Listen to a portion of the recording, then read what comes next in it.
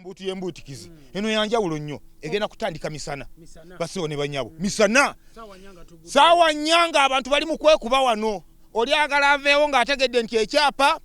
info trust emaze okukimukwasa mu ngalo bweti nti paba kwolwo ate era tutambula emikwano gyaffe ba UEDCL abawanguzi abagenda okubeera nga bawangulira ddala bagenda kutwala ekyapa owokubiri agenda kutwala pikipiki Dula Motors tuli nabo era tutambula nabo bayina zitukutuku n'ebirala ebifaanaganako bato n'ezipikipiki lunaku lugenda kubeera lw'amasanyu ebyo nanga bimaze okuggwa basebo ne banyabo abantu nga bawangudde ow'ekyapa kya kirina ali wali atendereza info trust ne bakyalabe agamba nti n'ekintu kyekiikyo ddala olwo abayimbi basumulukuke tulina abayimbi tetulina budde bubamenya tunaakomawa